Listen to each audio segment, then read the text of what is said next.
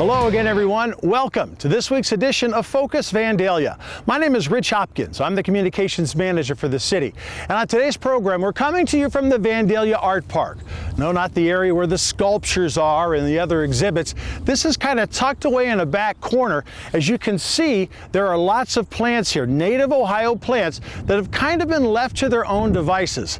As we're about to find out, these types of plants are a perfect invitation to pollinators. In 2016, the city of Vandalia became the very first in Ohio to formally recognize the important role pollinators play in our food supply. It's like 1 in 3 bites of food that a person takes is benefited to them by pollinators. It's very important to our crops. There's some plants are wind pollinated, but 75 to 90% of plants are pollinated by the pollinators. Vandalia Facility Superintendent Rudy Wells says in an effort to keep pollinators on the job in and around the city, Vandalia took the necessary steps to become this state's first Bee City USA. Bee City USA is an organization that promotes the pollination, the pollinators. It's something we don't think about too often, but it's very important. And we need the pollinators to help us survive. In the city of Vandalia, we try to promote through the parks use of plants that are pollinator friendly. One of the easiest things we can do to help pollinators is to grow plants that are native to Ohio, a move that's also easier on our own green thumbs. We want to promote habitat that's suitable for the pollinators. We try to use native species whenever possible. A lot of the nurseries and garden centers are supplying more native plants. They require less water than non-natives and usually less care, so they're easier to grow and hold up better. Wells says the whole notion of being pollinator friendly involves giving the bees and other pollinators a habitat in which to thrive and growing a variety of plants that bloom at different times in the season, with the hope that throughout the growing season there's always a couple of plants that are in bloom. We have service berries that are native, bloom early in the spring, magnolias that bloom even earlier than that. We have plants behind me, hawthorns, that are just completing their bloom. Last week they were full of bees and other pollinators. There's like over 500 bee species, native species of bees in Ohio, so there's a lot to support. When we do support that habitat, we're providing the urban area with a place for the bees and other pollinators to survive. Wells says another way to help the pollinators is by giving them water sources during the hot, dry months of summer.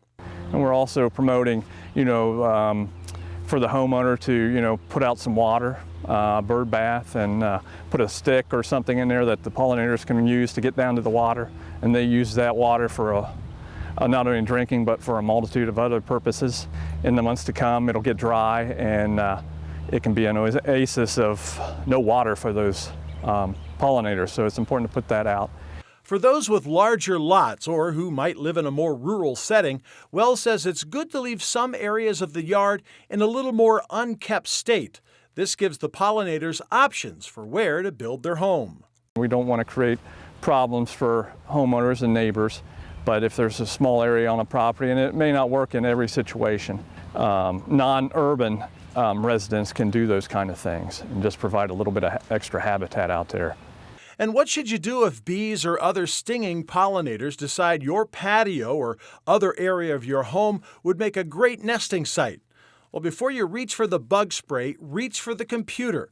There are organizations out there that might be able to move that nest at little or no cost to you. The Ohio beekeepers are a source of information, and they have a really good website, and they have some people that will come out. If you have a swarm, they can come out and take care of that. There are a number of online resources that can assist you in your journey to pollinator friendliness.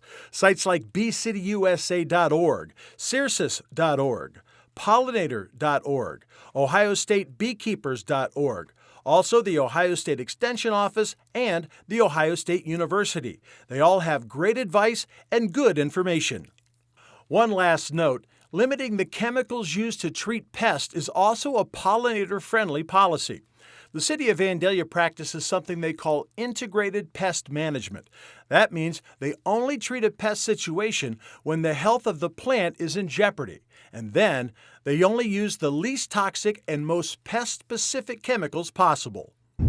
We'd be a little remiss if we didn't explain exactly how it is Vandalia, Ohio became this state's first Bee City, USA. A couple of Vandalians, Joe Dranchak and Al Tuttle, thought it would be a good idea. They did their research, found out what was involved in the application process. They took that to Vandalia City Council, and the council members got behind it. They provided the support necessary for this entire town to be a Bee City, USA.